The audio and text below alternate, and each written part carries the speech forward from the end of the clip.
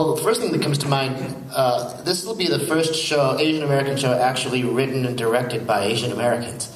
It's kind of strange when you think about it. All of the other shows were written by white people. So, and they got it kind of right, but they got it really wrong. And some of the Asian characters in some of those shows were played by white people. Right. So this is the first truly organic Asian American musical, and it tells a really important Asian American story that we can all be proud of and make sure that everyone remembers and understands. Directors, Japanese Canadian. His parents, his father was interned. Japanese Canadians were also put in camps, and people don't know. So there's like a sort of a theme of personal experience and connection from this entire team that goes to the core of the show. Right. And we just a little plug. We're on Facebook, and we've got flyers up here. You can with QR codes that you can scan to join our Facebook fan page. We have one of the largest Facebook fan pages already of any musical because of the iconic presence of George Takei and Lea Salonga. And so the anticipation behind this is huge. Now you're all very lucky if you're in this area because a year from now, less than a year from now, it's going to be opening in San Diego first.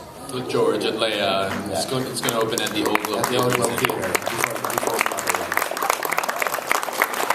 We'll be definitely looking forward to that one. So actually, the question goes back to Paul Nakauchi. Your wife is played by Sala Iwamatsu, the daughter of legendary Maku Iwamatsu, and he is a very, he is Tony nominated and Oscar nominated as well.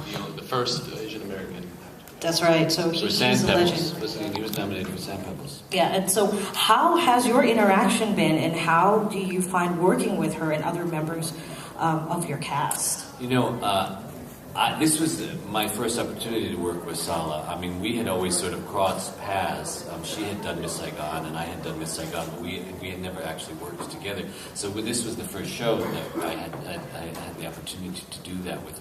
And it's so interesting because Mako is such a iconic figure in the whole Asian American acting community, and she's his daughter.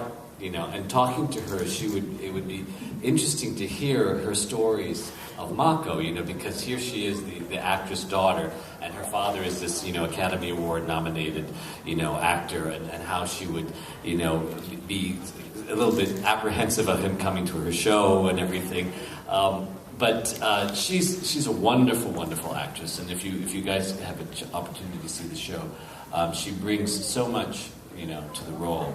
And I just feel so fortunate to have had her be playing my wife.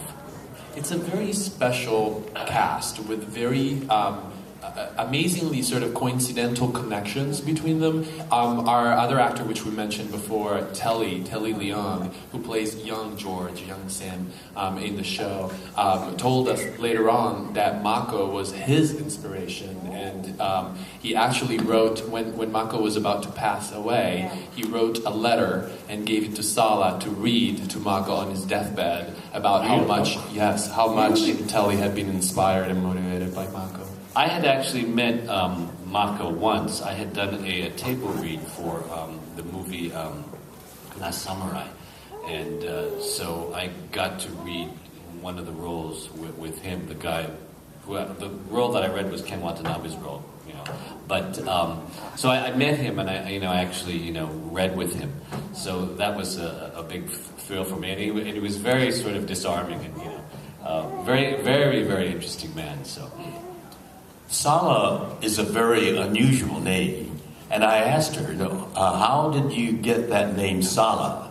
And she told me that she was really supposed to be named Sarah, S-A-R-A, but her parents kept calling her Sala because of the accent.